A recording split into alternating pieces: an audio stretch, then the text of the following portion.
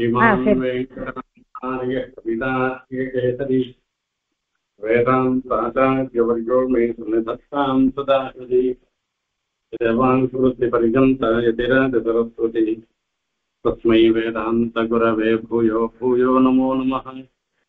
विशुद्धविज्ञानघनस्वरूपं विज्ञानविज्ञाननिवसरेक्षं दयानिधिं देहप्रतां शरण्यं देवं हयग्रीवमहं प्रपद्ये। श्रीवत्सजन्ममिश्रेभ्यः नमोक्तिमधीमहे यदुक्तयस्त्रयीकण्ठे यान्ति मङ्गलसूत्रताम्। அழகருடைய தீட்சை, அதாவது எம்பெருமான் திருமாலிரும் சோலையில எழுந்தருளி இருந்து எல்லாரையும் ரட்சணம் பண்ணணும்ன்ற ஒரு தீட்சித்தனாக அந்த அழகராக எழுந்தருளி இருக்கிற விஷயத்தை இந்த 14வது ஸ்லோகத்துல சாதித்தார். பீதாம்பரம் வரத சீதள திருஷ்டிபாதம் ஆஜானுலம் விபுஜமாயத கர்ணபாசம் ஸ்ரீமன்மஹா வனகிரீந்திர நிவாசதீட்சம் லக்ஷ்மீதரங் கிமபி வஸ்து மமாவிரஸ்து. லக்ஷ்மீதரங் கிமபி வஸ்து மமாவிரஸ்து. இந்த பெரிய பிராட்டிய பெருமாள் தரிச்சிருக்கிற கிமபி வஸ்து, இந்த பெருமாள் அழகிற என்னன்னு சொல்ல முடியாத ஒரு வஸ்து, அந்நிர்வச்சனீயமாக இருந்திருக்கவ. கிமபி வஸ்துன்னு ஒரு பரஞ்சோதிஷாக இருந்திருக்கவ. அந்த பரஞ்சோதிஷாக அடுத்த ஸ்லோகத்துல சொல்ல போறார். அதுக்கு முன்ன இது போன வாரமே பார்த்த விஷயம்தான் இது. அந்த ஒரு பரஞ்சோதிஷ் இருக்கேன், அது என் மனசு கண்ணுக்கு முன்ன எனக்கு தோன்றணும், நான் செய்ய முடியாத ஒரு பாக்கியம் எனக்கு கிடைக்கணும்னு பிரார்த்தனை பண்றேன். அவர் பீதாம்பரம் சாட்சான் மன்மத மன்மதான், பீதாம்பர திரஸ்ரக்வி சாட்சான் மன்மத மன்மதான்னு சொல்லும்படியாக அழகர்னா அழகர்னு இப்படிப்பட்ட அழகர் யாரையும் செய்ய முடியாது. ஒவ்வொரு பெருமானுக்கும் ஒவ்வொரு விசேஷம். அப்படிப்பட்ட ஒரு அழகு, அந்த அழகோட எழுந்துள்ள இருக்கிற எம்பெருமான். அவர் குளிர்ந்த கடாட்சம் வரத சீதளம் திருஷ்டி பாத்தம், நம்ம என்னென்ன கேட்கிறோமோ அசிதார்த்த பரிதான தீட்சிதராக இருந்துருக்க. அந்த ஆழ்வானை பொறுத்த வரைக்கும் அழகர் வேற வரதர் வேறையா பார்க்கல. அந்த தேவப்பெருமனையே தான் அழகராக தெரிவிக்கிறேன். இந்த கடைசியில பார்த்தா கூட தெரியும் நமக்கு.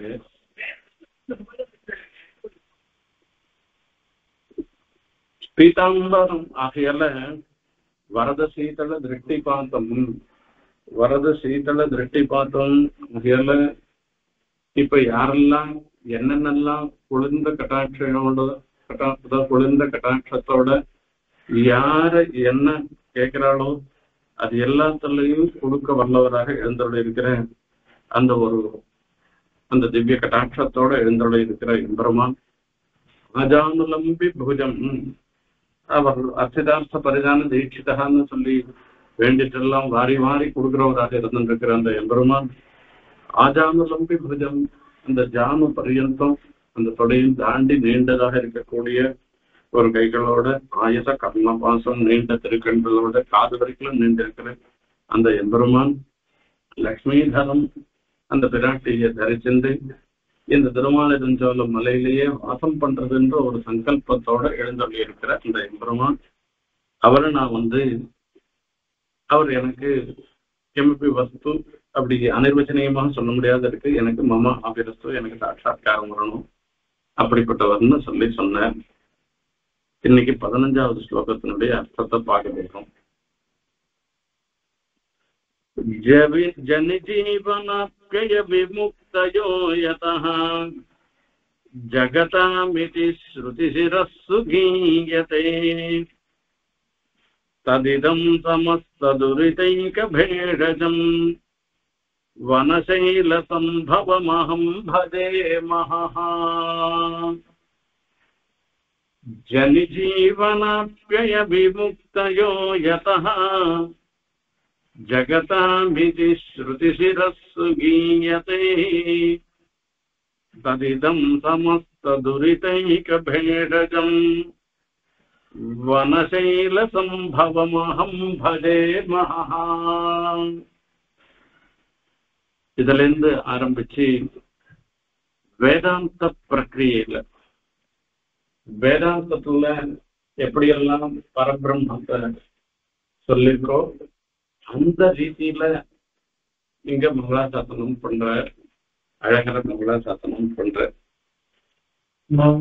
வேதாந்தத்துல சொல்லச்சு என்ன சொல்லிருக்குன்னா, பிருகுபைவாருணிகி வருணம் பிதரம் பசுதார அதீஹி பகவோ பிரம்மேதி.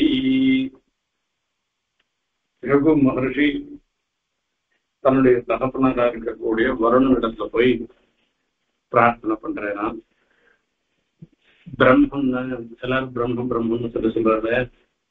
அந்த பிரம்மன்றது எது? அதீஹி பகவோ பிரம்மேதி. ஹே பகவான், வருண பகவான் பார்த்து சொல்லி எனக்கு சொல்லி வைக்கும், பிரம்மம் எதுன்றத எனக்கே சொல்லுவோம் என்று சொன்னாராம். உடனே வருணன் உபதேசம் பண்றேன். யதோவா இமானி பூதானி ஜாயந்தே ஏன ஜாதானி ஜீவந்தி யத் பிரயந்த்யபிசம்பிசந்தி தத்விஜிஜ்ஞாசுஸ்வ தத்பிரம்மேதி என்று சொல்றதாம். எதிலிருந்து இமானி பூதானி ஜாயந்தே, இந்த லோகத்துல இருக்கக்கூடிய சமஸ்த வஸ்துக்களும் எதிலிருந்து உண்டாகின்றதோ, ஏன் ஜாதானி ஜீவந்தி, அப்படி உண்டான வஸ்துக்கள் எல்லாம் ஏன எவராலே ஜாதானி ஜீவந்தி, அவைகள் எல்லாமே ஜீவிக்கின்றனவோ, அதாவது சிருஷ்டிக்கு காரணமாக இருக்கிறது இந்த வஸ்துவோ, அந்த படைக்கப்பட்ட வஸ்துக்களுடைய ஸ்திதிக்கு இருப்புக்கு காரணமாக இருக்கிறது, ரட்சகனாகவும் இருந்திருக்கோம். எத் பிரயந்தி அபிசம்பிசந்தி, எதுல போய் லயத்தை அடையிறதோ அதுதான் தத் பிரம்ம தத்விஜிஞாசுஸ்வ தத் பிரம்ம. அதை தெரிஞ்சுக்கோ, அதை தெரிஞ்சுட்டேன்னா அதுதான் பிரம்மன்னு சொல்ற. இப்படி உபதேசம் பண்ண கிரமத்துல இந்த இடத்துல சொல்லிட்டு வர, ஜனி ஜீவனாப்யய விமுக்தயா யதஹா. யதஹான்ற ஒரு வார்த்தை சொன்னேன். யதஹான்றதுக்கு தாற்பயம் அங்க உபனிஷத்துல ஆரம்பிக்கச்சே யதோவா இமானி பூத்தானி ஜாயந்தேன்னு அங்க யதஹான்னு ஆரம்பிச்சது இருக்க. அதை வச்சுட்டு அதுக்கு ஒரு குறிப்பான உணர்த்துறது உபனிஷத்துல சொன்ன விஷயம்னு சொல்லி, ஜனி ஜீவனாப்யய விமுக்தயோ யதஹா. ஜகதாம், இந்த லோகத்துல இருக்கக்கூடிய எல்லாவற்றுக்கும் ஜனி, ஜனின்னா பிறப்பு, ஜீவனம் ரக்ஷணம், அது ஜீவிக்கிறதுக்கு ரக்ஷணம், அப்பியம் அழிவு. உபனிஷத்துல இது 3 தான் சொல்லிருக்கு. எதோவா இமானி பூதானி ஜாயந்தே ஏன ஜாதானி ஜீவந்தி எத் பிரயந்தி சம்பிசந்தின்னு 3 தான் சொல்லிருக்கு. லயம் 3 தான் சொல்லிருக்கு. ஆனா இவர் இன்னும் அதிகப்படியா சொல்றாரு. விமுக்தயா யதஹா. விமுக்தயா, விமுக்தினா மோட்சம். இந்த மோட்சத்தை கொடுக்கிறவராகவும் இருந்திருக்கிறவர் இந்த எம்பெருமான் தான் அப்படின்னு சொல்றார். இப்ப இது மோட்சத்தை சொல்றது அந்த உபனிஷத்துல சொல்லலையே, அதையும் சொல்லிருக்க அப்படின்னா, இது ஸ்ருதி சிரஸ்ஸு கீயத்தை. இப்படி இந்த மோட்சத்தையும் அந்த ரட்சணத்திலேயே கூட சேர்த்துக்கலாம். மோட்சத்தை கொடுத்து பெருமாள் ரட்சணம் பண்றேன் நம்மள எல்லாம் அப்படின்னு கூட சொல்லிக்கலாம். எதுலையான இந்த 3ல கூட சேர்த்துக்கலாம்.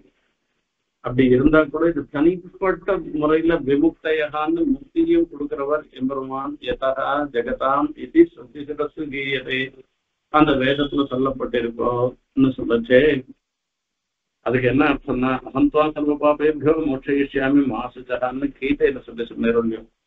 அந்த சிருஷ்டி ஸ்திதி சம்ஹாரம் மாத்திரமில்ல, எல்லா பாப்பங்கள்ல இருந்தும் விடுவிச்சு உனக்கு மோட்சத்தையும் இந்த சம்சாரத்துல இருந்து விடுபடும் நிலையையும் நான் கொடுக்குறேன்னு கீதையில பெருமாளை உபதேசம் பண்ணிருக்கேன் இல்லையோ, அதையும் குறிப்பால உணர்த்துகிறேன் கீயத்தையே என்கிற சொல்றதுனால இருக்கு.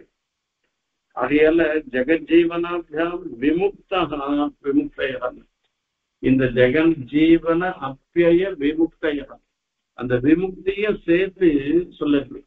இந்த மோட்சத்தை கொடுக்கறதையும் சேர்த்து சொன்னதாக இருக்கு. அதுக்காக தான் கீயத்தைன்னு சொல்லி அங்க யதகான்றது உபனிஷத் வாக்கியத்தை யதோவா இமானி பூதானி ஜாயந்தேன்ற அந்த உபனிஷத் வாக்கியத்தை குறிப்பாக உணர்த்துக்கிற கீயத்தைன்றதுனால இந்த கீதைய சொல்றதாக ஆறுது. இப்படி இந்த கீதைன்னு சொல்லிருக்க. இப்போ இந்த மோட்சப்பிரதத்துவம் மோட்சத்தை கொடுக்கறதுன்றது இருக்க, இது திருஷ்டி ஸ்திதி சம்ஹாரத்துல எதுல ஒண்ணு ஸ்திதியில கூட சேர்த்துக்கலாம், ரட்சணத்துல கூட இது சேர்த்துக்கலாம். ஆனா கூட தனியா சொல்லிருக்கு, வீடாம் தெளிதரு நிலைமை அது ஒழிவிலன். அந்த வீடையும் கொடுக்கிறவனாக இருந்திருக்கிறவன் அந்த எம்பெருமான் தான்.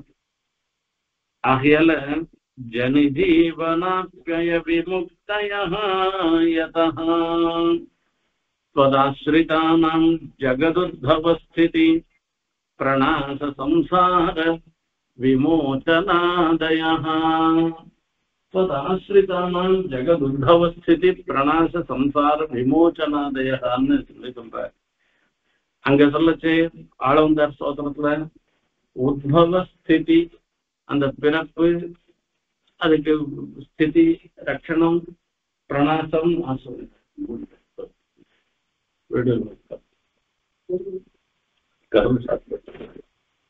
ஜகதுத்பவஸ்திதி பிரணாச சம்சார விமோசனாதயः.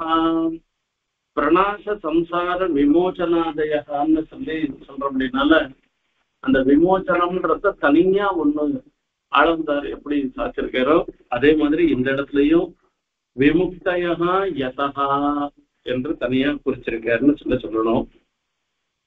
ஜனிஜீவனாப்யய விமுக்தயோ யதா ஜகதாமிதி சுதிசிரஸ்து கீயதே ததிதம் சமஸ்த துரிதைக பேஷஜம் வனசைல சம்பவமஹம் பஜே மஹா. அந்த திருமாலின் சொல்லல தேஜஸ், மகான தேஜஸ், பரஞ்சோதிஸ், அந்த ஆச்சரியமான தேஜஸாக அந்த எம்பெருமான் எழுந்திருந்து இருக்க. அவரை மகான்னு சொல்லி சொல்ற, ஹைகிரீவன மகான்னு சொல்லி மங்களாசாசனம் பண்ற. கிமபி ரங்க துரியம் மகான்னு ரங்கநாதனம் மகான்னு சொல்லி சுவாமி தேசிகன் மங்களாசாசனம் பண்ற. இப்படி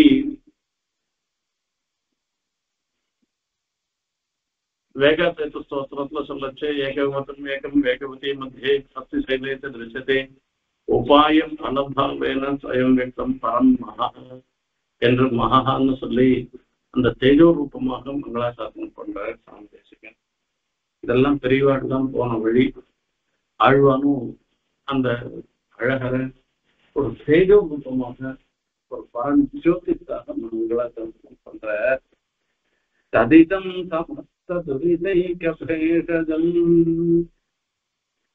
இந்த லோகத்துல இருக்கக்கூடிய எல்லா பாப்பங்களுக்கும், பாப்பம் நம்மளாம் என்ன பாப்பம் பண்ணவா, இப்ப பாப்பம் பண்ணவாளாக இருந்துட்டு இருக்கிறவா, இந்த பாப்பங்களுக்கெல்லாம் பலனாக இந்த சம்சாரத்தை தான் அனுபவிக்க வேண்டிய ஒரு நிலை வருது. இப்ப இந்த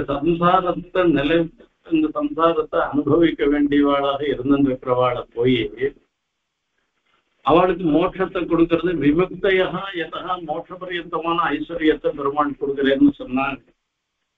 அது எப்படி சாத்தியமாகும்னு ஒரு கேள்வி இருக்கு. இந்த பாபங்கள்ன்றது நோய் மாதிரி. இந்த நோயை குணப்படுத்துவதுன்றது விஷக்கு வைத்தியரால தான் முடியும். இப்ப இந்த பெருமாள் சமஸ்த துரிதைக பேஷஜம், நாம பண்ணின பாப்பம் மொத்தத்துக்கும் இது நோய் மாதிரி இருக்கு. இதுக்கு ஒரு மருந்தாகவும் மருத்துவனாகவும் ரெண்டாகவும் அவர் இருந்துருக்காரு. அவர் ஒருத்தர் தான், அவரால் தான் இந்த பாப்பங்களை எல்லாம் போக்கடிச்சு நமக்கு மோட்சத்தை கொடுக்க முடியும். ஆகையால அந்த மருத்துவராகவும் இருந்துட்டு இருக்க. மருத்துவராக இருக்கிறது மருந்து என்னன்னா, மருந்து வேற ஏதோ ஒரு மருந்துன்னா வேற ஏதோ கிடையாது, அவரே தான் மருந்து.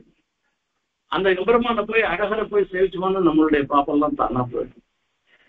அந்த அழகரை சேவிக்கிற ஒரு பாக்கியம் நமக்கு கிடைக்கும். ஆச்சரியமா இருக்கும். அதாவது பெரிய கும்பல் காலத்துல தான் போகக்கூடாது, ஒரு சாதாரண காலத்துல போய் அழகரை போய் சேவிக்கணும். அதுவும் கிட்ட போய் அழகரை சேவிச்சோம்னாக்கா நிஜமாவே அவருடைய தேஜஸ்ல நம்மளாம் அப்படியே எங்கேயான ஓரம் பார்த்து ஒதுக்கி போற மாதிரி இருக்கும். அப்படிப்பட்ட ஒரு தேஜஸ். அதுவும் கர்ப்பகிரகத்துல பெருமாள் எழுந்திருப்பேன். அந்த பக்கம் மூலவர் சுந்தரராஜன், இந்த பக்கம் உற்சவர் எழுந்திருப்பேன். இரண்டு பக்கம் சுந்தரபாபு எழுந்திருப்பேன். அவர் தோத்துக்கு பேரமாக எழுந்திருப்பேன். அப்படி சுந்தரபாபும் சுந்தரராஜனும் ஒரே மாதிரி இருப்பார், ஒரே உற்சரம், ஒரே இது அப்படி எழுந்திருப்பார். அவன் ஸ்டேஜ் போனாலே போறோம். நம்மளுடைய ஆதி வியாதி, ஆதின்றது நம்ம மனசளவுல வரக்கூடிய சங்கடங்கள், வியாதின்றது உடலளவுல வரக்கூடிய நோய்கள். இந்த ஆதி வியாதி இரண்டையுமே போக்கடிக்கக்கூடிய மருந்தாக அந்த எம்பெருமான் எழுந்திருக்க.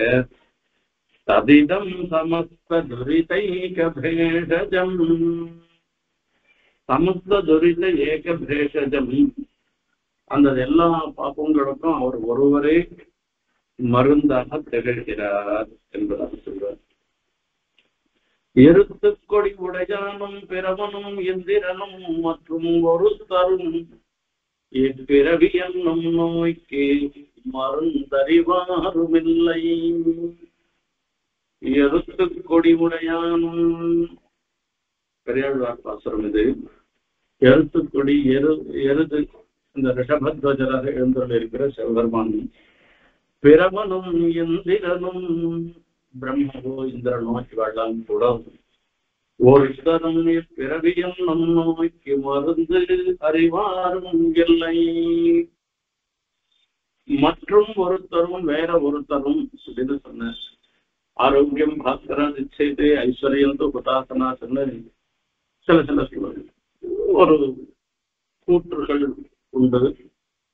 ஆரோக்கியம் வேணும்னாக்க பாஸ்கராத்து சூரியனை பிரார்த்தனை பண்ணுவானாக்க நல்ல ஆரோக்கியம் ஏற்படும், சூரிய நமஸ்காரம் பண்ணுவானாக்க ஆரோக்கியம் ஏற்படும் சாஸ்திரத்துல சொல்லிருக்கு. ஆரோக்கியம் பாஸ்கரா நிச்சயத்தை ஐஸ்வர்யம் உதாசனாக்குன்னு ஒவ்வொன்றும் ஒவ்வொருத்தருவேன். அந்த சூரியன்லாம் கூட எந்த ஆரோக்கியத்தை கொடுப்பா என்ன கேட்டா, உடல் அளவுல வரக்கூடிய நோய்க்கு ஒரு மருந்தா இருக்கலாம், அவர் மருத்துவராக இருக்கலாம்.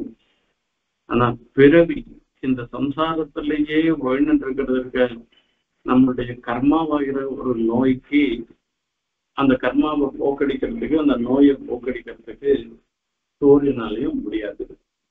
அதுதான் பிறரும் மற்றும் ஒரு தரும் இப்பிறவி என்னும் நோய்க்கு மருந்தறிவாரும் இல்லை. இந்த பிறவி என்கிற ஒரு நோய் இருக்க யாரும் இல்லை. இது யாருக்கு? அப்ப யாரு? மருத்துவனாய் நின்ற மாமணி வண்ணா மறுபிறவி தவிர திருத்தி உன் கோயில் கடை புகப்பை திருமாலிருந்தோலை என்றாய். அந்த பெரியாழ்வார் பாசுரத்துல பெரியாழ்வார் எப்படி அனுபவிச்சாரோ அதே அனுபவத்தை இந்த இடத்துல கொடுத்துருக்க. ததிதம் சமஸ்ததுரிதைக பேடஜம் வனசைல சம்பவமஹம் பஜே மகா மருத்துவனாய் நின்ற மாமணி வண்ணா. இங்க மகான்ற சப்தத்தை சொன்னார், அங்க பெரியாழ்வார் மாமணி வண்ணான்னு சொன்னார். அந்த மாமணி வண்ணன்னு சொல்லச்சு அந்த ரத்னம் மாதிரி பிரகாசிக்கிறவர், அந்த பிரகாசத்துல தான் அங்க தாத்பரியம். இங்க மகான்றதுனாலையும் அந்த ஜோதிஷத்துலதான் தாத்பரியம். இவருடைய பிரகாசம் எப்படிப்பட்ட பிரகாசம் இருக்கு பார்த்தோம்னா, இந்த பிரகாசத்துல சந்திரகாந்தானனம் ராமன்னு சொல்லி ராமனுடைய திருமுக மண்டலம் சந்திரனுடைய காந்தி மாதிரி இருக்குன்னு சொல்லி சொல்றாரு. சூரியனுடைய காந்தி மாதிரி சுட்டரிக்கல, ஆசிரித்த விரோதிகளுக்கு சுட்டரிக்கிறதாக இருக்கு. ஆசிரித்தாளை பொறுத்த வரைக்கும் சந்திரனுடைய காந்தி மாதிரி சந்தோஷத்தை கொடுக்கக்கூடியதாக இருக்கு. இப்ப வெறும் மகான்னு ஒரு தேஜஸ் சொல்லிட்டா அது அருகில் நெருங்க முடியாமலே இருக்கக்கூடிய ஒரு தேஜஸ் ஆயிடுச்சுன்னா என்ன பண்றது? அப்படிப்பட்ட தேஜஸ் இல்ல, அவன் மாமணி வண்ணம்னு சொல்லிருக்கக்கூடிய தேஜஸ். அதுல வந்துட்டு வனசைல சம்பவமஹம் பஜே மகா அகம்பதே மகா அந்த தேஜஸ் சொல்ற. அதுதான் ஆழ்வார் சாதிக்கிற மருத்துவனாய் நின்ற மாமணி வண்ணா மறுபிறவி தவிரத்திருத்தி உன் கோயில் கடற்புகப்பை பெருமாளிரும் சோலை எந்தாயி. மறுபிறவி இன்னொரு ஜென்மம் இந்த சம்சாரத்துல இல்லாமல் இருக்கிறது. சமஸ்த துரிதைக பேஷஜம் நாம பண்ணின பாபங்கள் எல்லாவற்றுக்கும் மருந்தாக இருந்திருக்கிறவர் அந்த எம்பெருமான் திருமால் என்று சொல்லல இருக்கக்கூடிய அழகன். சமஸ்த துரிதைக பேஷஜம்னு சொன்னார். இவர் நல்லா வியக்தமா சொல்லியிருக்கார் ஆழ்வார். மறுபிறவி தவிர திருத்தி இன்னொரு ஜென்மா நமக்கு இல்லாதபடி பண்ணி எனக்கு அனுகிரகம் பண்ணணும்னு. இன்னொரு ஜென்மா இல்லாதபடி எப்ப ஆகும்?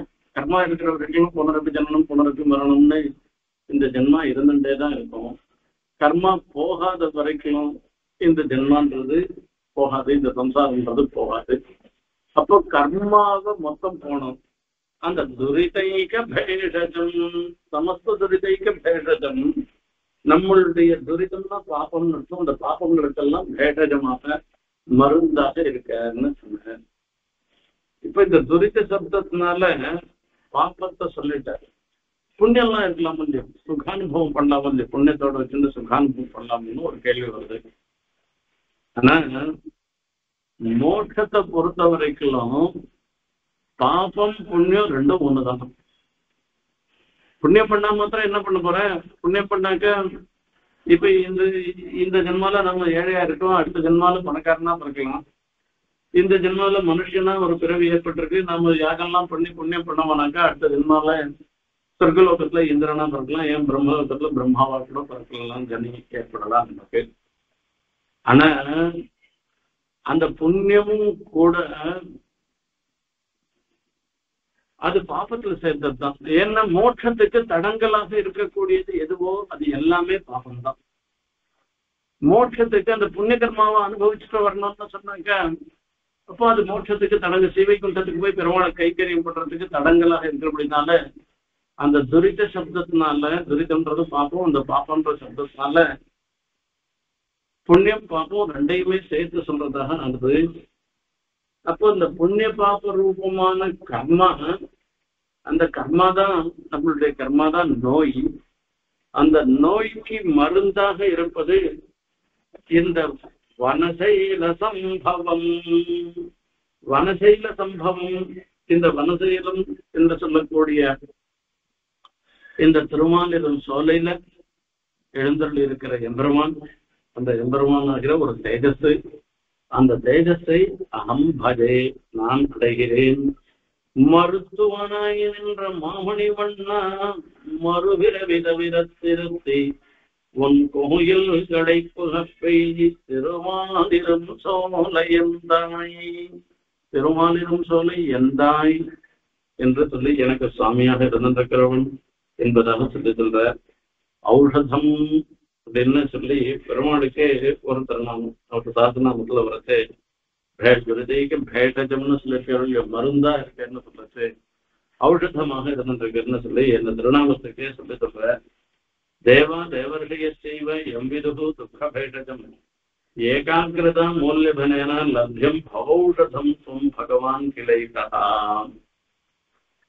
இந்த தேவதைகள்லாம் என்ன பண்ணுவாங்க? இந்த லோகத்துல மேல மேல சுகத்தை அனுபவிப்பதற்கு ஏற்றதாக இருக்கக்கூடிய ஒரு அனுகிரகத்தை தான் அவளால பண்ண முடியும். இந்த பிறவி என்னும் பெருங்கடலை வற்றச் செய்வதற்கு அவளால முடியவே முடியாது, எந்த தேவதைகளாலையும் முடியாது. ஆனா பெருமாள் என்ன பண்ணுவார் அப்படின்னா, ஏகாகிரதா மூல்யபனேன லப்யம் பவௌஷதம் துவம் பகவான் கிளைகா. இந்த சம்சாரத்துக்கெல்லாம் ஓஷதமா, சம்சாரமாகிற நோய்க்கு ஔஷதமாக மருந்தாக இருக்கிறவர் பகவான் அந்த சிவன் நாராயணன் ஒருத்தர் தான். ச ஏகா, அவர் ஒருத்தர் தான் சொல்லிருக்கிறதுனால இந்த எம்பெருமான் நம்மள மாதிரி இருக்கவாள ரட்சணம் பண்றதுக்காகவே இருந்திருக்க என்று சொல்ற.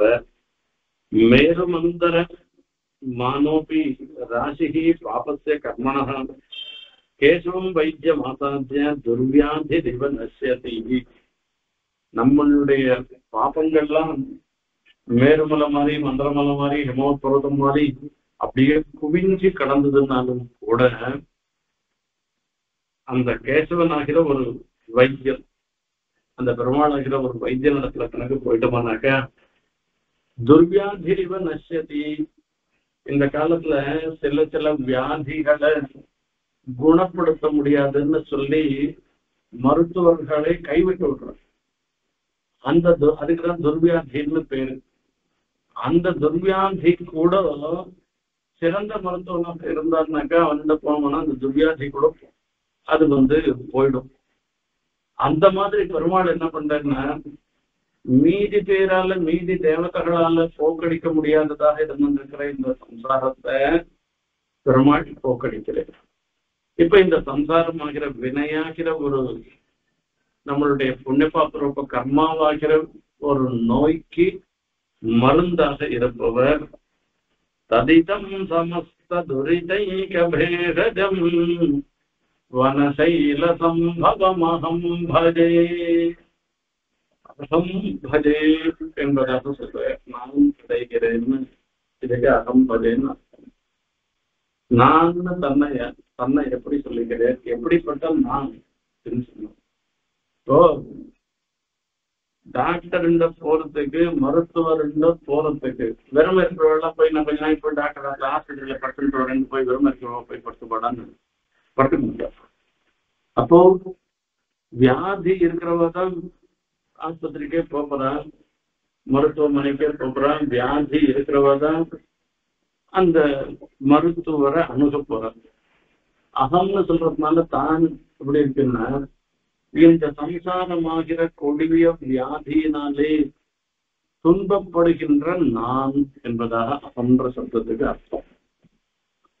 எப்படிப்பட்ட கஷ்டத்தைப்படுகின்ற இந்த சம்சாரத்துல உழல்கின்ற இதுக்கு வழி தெரியாத துர்வியாதின்னு சொல்றது.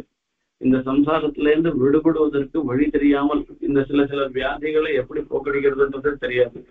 இப்படி இருக்கக்கூடிய நான், அப்படி மீதி பேர் யாராலையும் எந்த மருத்துவராலையும் போக்கடிக்க முடியாத வியாதியோட துன்பப்படுகின்ற அகம் நான் அகம்ன்றதுக்கு அர்த்தம்.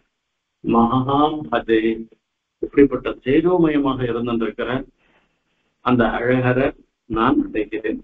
எதுக்காக? இந்த வியாதியெல்லாம் போய் அந்த விமுக்தி ஏற்படணும், சம்சாரம் என்ற விமுக்தி, சம்சாரத்திலிருந்து விடுபட்டு மோட்சத்தை அடையணுன்றதுக்காக நான் அவரை அடைகிறேன்னு இந்த இடத்துல சொல்லி சொல்ற. ஆகையால அந்த வேதத்திலையும் சொல்லச்சே பெருமான மிக உயர்ந்த விஷக்காக சொல்லி சொல்ற. சில வேதத்துல சொல்லச்சே பிரசமோதைவியோ விஷக்கு என்பதாக சொல்லியிருப்பார். அந்த முதல் தேவதை யார் அப்படின்னா வைத்தியன் தான் முதல் தேவதையன். பிரசமோதைவியோ விஷக்கு என்று சொல்லியிருக்கு. அப்ப முதல் ஆதி தேவதையாக இருக்கிறவர் பெருமாள். இந்த சம்சாரமாகிற ஒரு நோய்க்கு மருந்தாக இருக்கிறவர் பெருமாள். அந்த சம்சார நோயினால தாக்கப்படுகிற அகம் நான் அந்த எம்பெருமானதான அந்த ஜோதிர்மயமாக இருந்திருக்கிற அழகரை நான் அடைகிறேன்னு அர்த்தம் சொல்லி சொல்ற. இங்க ஆயுர்வேத சாஸ்திரத்துல வச்சு சொல்றாங்க. ஆரம்பமே என்னன்னு கேட்டா, எந்த நோயும் பெருமாளுடைய சங்கல்பம் இல்லாத போச்சுன்னாக்க எந்த நோயும் தீர்க்க முடியாது. எல்லா நோய்க்கும் வைத்தியனாக இருந்திருக்கிற அந்த எம்பெருமான் அவனை அடைகிறேன்னு தான் சொல்லி சொல்ற.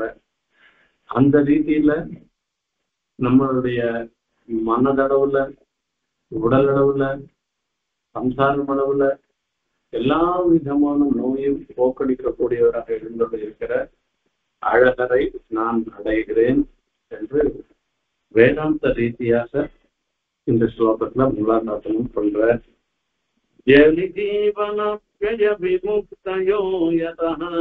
ஜகதாமிதி ஸ்ருதிசிரஸ்து கீயதே தலிதம் சமஸ்த துரிதைக பேஷஜம் வனசைலசம்பவமஹம் பஜே மஹா. அப்படிப்பட்ட பரஞ்சோதிஷாக இருந்திருக்கிற அழகரை அடைந்து நாமும் நம்மளுடைய சம்சாரமாகிற ஒரு நோய்க்கு, நம்மளுடைய புண்ணிய பாப கர்மாக்களாகிற ஒரு வினைகளுக்கு நோய்க்கு மருந்தாக அவருடைய கடாட்சம் இருந்து இதுல எல்லா விதமான நோயிலிருந்து மீண்டு வரணும்னு அழகத்தருடைய பிரார்த்தனை பண்ணிட்டு இந்த உபன்யாசத்தை நிறைவு செய்கிறோம். கவிதா ஸ்ரீமதே வெங்கடேஸ்வர வேதாந்த குரவே நம.